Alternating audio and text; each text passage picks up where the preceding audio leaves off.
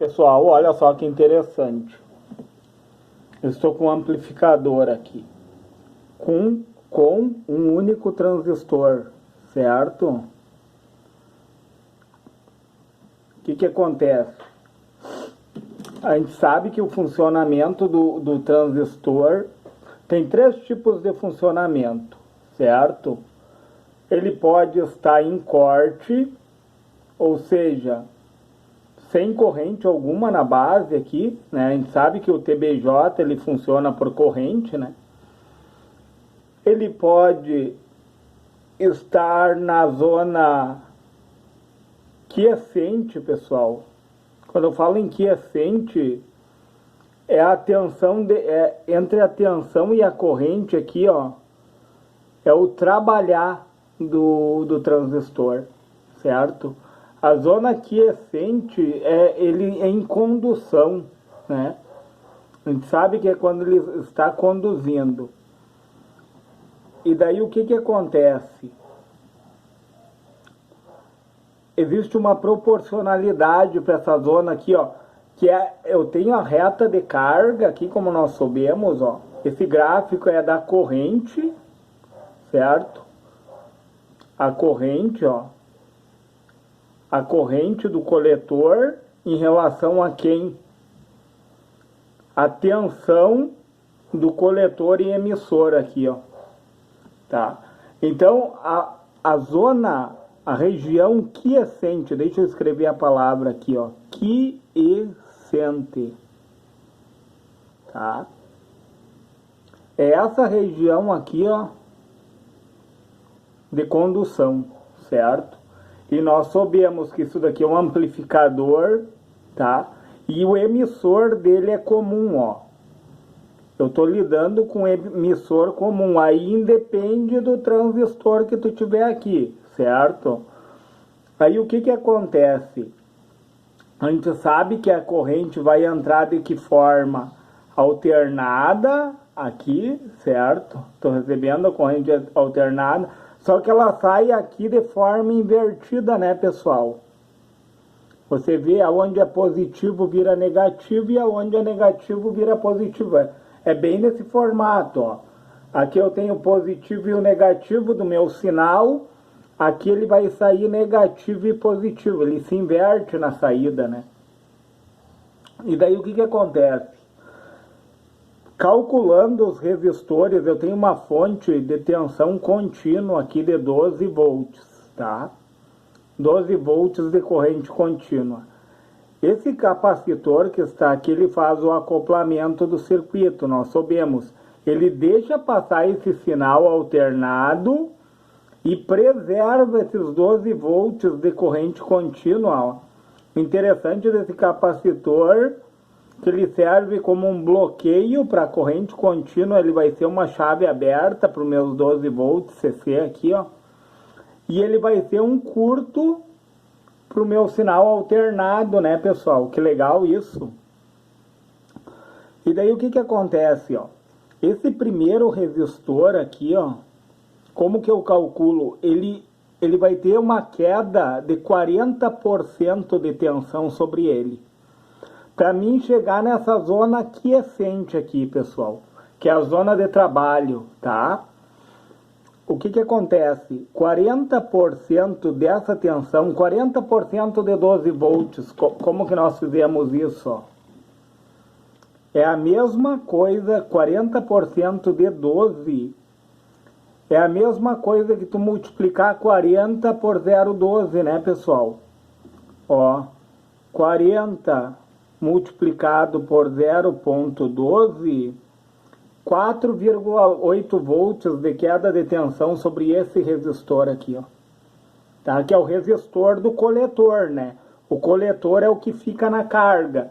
Porque esse transistor é NPN, né, pessoal? Por um potencial maior de base, ele vai conduzir de coletor a emissor. Então, o coletor vai ficar o meu alto-falante, né? O alto-falante vai ficar mais ou menos aqui assim, né, pessoal? A gente sabe. É mais para fins didáticos isso, tá certo, pessoal? Eu botei um terra invertido ali, mas tudo bem, né? Tá, o que que acontece, ó? 40% desses 12 volts vão cair sobre esse resistor. E eu dei um exemplo aqui, vamos dizer que eu tenho uma corrente de 7 mA, tá? É um exemplo que eu dei, são valores que eu atribuí de forma aleatória, só a título de cálculo, né, pessoal? Para nós entendermos a didática. E daí o que que acontece, ó? Como que eu calculo esse resistor? Eu vou pegar minha tensão, a queda de tensão sobre ele, que é os 40%, ó, porque eu quero a região quiescente, ó, de condução, tá? 4,8 volts dividido por quem eu tenho que passar os miliampere para ampere, tá? Eu tenho, para mim passar esse valor aqui para ampere, eu divido por 1000, né, pessoal? 7 dividido por 1000 dá 0,07. Então eu vou precisar de um resistor aqui, ó, de coletor em torno de 685 ohms. Tá, pessoal? 685 ohms. Como eu falei, pessoal, eu atribuí os valores de forma aleatória, mas o cálculo está correto, tá? Eu peguei a tensão, a queda de tensão que eu preciso, que é os 40% da tensão da minha fonte, tá? Eu achei 4,8 volts, 40% de 12 dá 4,8, tá? E a gente sabe que a resistência é a tensão, a queda de tensão sobre o resistor, dividido pela corrente que eu passei para a unidade fundamental, né? Como a tensão está na unidade fundamental, está em volts, a corrente que eu atribuí de 7 milivolts eu passei para ampere, né? Dá 0,07 ampere. E daí, dividindo um pelo outro, ó, 4,8 dividido por 0,007, eu vou ter um resistor de 685 ohms de coletor, tá? E daí, pessoal, 50% para estar nessa zona quiescente, é aproximado o cálculo, né, pessoal? Entre a resistência entre coletor e emissor na junção, tá? Entre coletor e emissor é 50% da fonte, pessoal. 50% é metade, né? De 12 eu preciso de 6 volts aqui, ó. Tá, pessoal? Aí se eu quero calcular a resistência que está sendo apresentada aqui entre coletor e emissor, eu vou pegar os 6 volts, como está em série, pessoal, aqui, ó, a corrente é a mesma, tá? No coletor, na junção de coletor e emissor, tá? E aqui no emissor, a corrente não muda. Então, minha resistência vai ficar os 6 volts de queda de tensão sobre coletor e emissor, dividido por 0,07. Então, deu aproximadamente uma resistência de 857 ohms entre coletor e emissor, ó. Vamos fazer na calculadora aqui, ó. 6 volts, que é o 50% da fonte, né? Dividido pela corrente, como está em série, é a mesma, né? 0,007, eu vou ter uma resistência de 857 ohms, tá? E daí o resistor do emissor aqui, ó. No emissor nós soubemos, pessoal, para também estar nessa zona quiescente aqui, ó, tá? Que é 10% da fonte, pessoal. Quanto é que é 10% de 12? Dá 1,2, né? É a mesma coisa que tu multiplicar, ó, pessoal, 0,12 multiplicado por 10, né? 1,2, ó, de queda de tensão.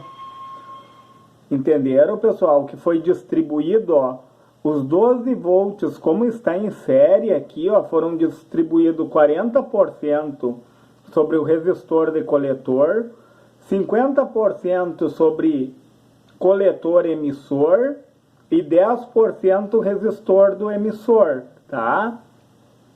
E daí para achar a resistência do emissor, eu vou pegar a queda de tensão, que é 1,2 volts, e dividir pela corrente, que é a mesma, que eu achei um resistor de 171 ohms, ó. Vamos pegar aqui, ó, 1,2 volts dividido, para mim poder achar a resistência pela corrente, né, 0,007. Não esqueça que a corrente eu atribuí de forma aleatória. Então eu vou ter um resistor de 171 ohms de emissor, né, pessoal? E nós sabemos que entre a base aqui do transistor, tá? Entre a base e o emissor, nós temos uma queda de tensão, ó, pessoal, de 0,7 volts, certo? Na junção, porque tem um diodo aqui, né, pessoal? Nós sabemos entre base e emissor tem um diodo, 0,7 volts, tá? E daí, pessoal, olha só que legal esse raciocínio, ó. Eu tenho 1,2 volts de queda no emissor e 0,7 volts aqui, ó, de queda entre base e emissor. Então, o total aqui, ó, eu tenho 1,9 volts, certo? E daí no resistor da base aqui, ó, o R2, como ele está em paralelo, a gente sabe que em paralelo a queda de tensão é a mesma. Então quer dizer que eu tenho 1,9 volts de queda de tensão sobre esse resistor aqui também. Como ele está em paralelo, certo, pessoal? É esse raciocínio que nós temos que usar, tá? E daí como que eu vou calcular essa resistência aqui de 1,9 volts? Então, o que acontece? Esse resistor aqui, ó, ele tem que ser 10 vezes maior que esse resistor de emissor. Sempre, pessoal, é regra, tá? Então eu tenho 171 ohms, né? Então eu tenho que ter um resistor aqui 10 vezes maior. Então 1710 ohms, né? 10 vezes maior que 171. 10 vezes 171 dá 1710, tá? E daí para mim saber a corrente aqui, pessoal, que está passando aqui, ó. Você vê, ó, a lei de Kirchhoff, a corrente já se divide aqui, ó. Não é a mesma, a corrente muda, no paralelismo a corrente muda, a tensão é a mesma. Nós sabemos, né? Então, como que eu vou calcular a corrente aqui nesse resistor? Eu vou pegar a tensão de 1,9 volts, tá? Que é a mesma, ó. Se somou 1,2 com 0,7 aqui, ó.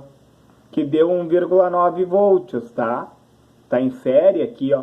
E em paralelo a queda de tensão é a mesma, ó, 1,9 volts, tá? E daí o que acontece? Ó? Eu vou pegar 1,9 e vou dividir por quem? Pela resistência. Dividido por 1710, eu vou ter uma corrente bem insignificante ali, ó, pessoal, 0,00, daí dá 1.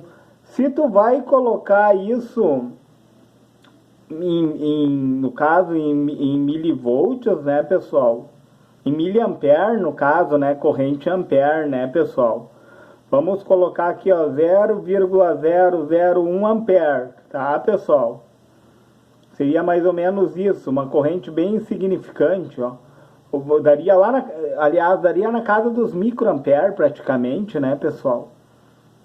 É uma corrente bem baixa. E daí, para mim calcular o resistor aqui de cima, ó, você vê como que nós vamos fazer, ó, a tensão. A gente sabe qual é a fórmula da tensão, é a corrente vezes a resistência, né, pessoal? Se eu sei que 1,9 volts vão cair em cima desse resistor aqui, ó, o restante dos 12 volts vão cair nesse, né, pessoal? Então 1,9 mais 10,1, ó, pessoal. Aí eu já vou saber a queda de tensão sobre esse resistor aqui, ó. 12 menos 1,9, 10,1 volts de queda de tensão sobre esse resistor aqui, ó. Que legal. E a corrente a gente sabe que é a mesma, não muda, né, pessoal? A corrente não vai mudar, vai ser a mesma. Não vai haver uma mudança de corrente. Que interessante, ela está em série, ó. Então, ó, o que é a resistência, pessoal? É a tensão, tá? É a tensão. Eu vou pegar a tensão de 10,1 e vou dividir pela corrente, ó, pessoal. Porque tensão é corrente vezes resistência, né? Então, eu vou pegar a resistência, ó. Para mim saber qual é a resistência daqui, eu vou pegar a tensão de 10,1 volts e vou dividir pela corrente, que é a mesma, dividido por 0,001, né? Então, eu vou ter um resistor, ó, de praticamente 10.100 ohms, ou seja, de 10K, né, pessoal? Se nós for colocar, arredondar esses valores, ó, no caso aqui seria um resistor de 2K, pessoal, entendam, os valores que eu coloquei foram aleatórios, mas o procedimento do cálculo está correto, certo? É para fins didáticos, tá? Para fim didático. Então, um resistor de 10K, a gente vê esse resistor de baixo aqui, ó, seria 5 vezes menor, ó. O legal é nós entendermos a lógica, né, pessoal? Enquanto que esse resistor daqui, ó, ele é 10 vezes maior que o resistor de emissor, ó. Então eu vou saber que esse resistor 2 aqui da base, ele tem que ser 10 vezes maior que esse resistor de emissor. Olha que interessante isso, pessoal. Que interessante nós sabermos a lógica, né? É de suma importância. Então, o que acontece? Ó, tem um capacitor aqui que vai deixar, ó, um capacitor de filtro também, né? Esses capacitores aqui são de acoplamento, né, pessoal? Eles deixam passar o sinal alternado e eles retêm o sinal contínuo aqui no circuito. Olha que legal isso. Pessoal, olha só, se lhe foi interessante esse vídeo sobre emissor comum, é um amplificador, nós sabemos, com emissor comum, né? Funcionando com um único transistor e com divisor resistivo, né? Isso que é interessante. Eu tenho um divisor resistivo de base aqui, ó. Desconsidera isso, pessoal. Tá? É um divisor resistivo de base aqui, ó, que dá uma corrente bem insignificante. A gente sabe que tem o beta, dependendo do transistor que tem aqui, ó, é o ganho de corrente, né, pessoal? Pessoal, se esse vídeo lhe foi relevante, deixa seu joinha, se inscreve no meu canal e, se for possível, compartilhe esse vídeo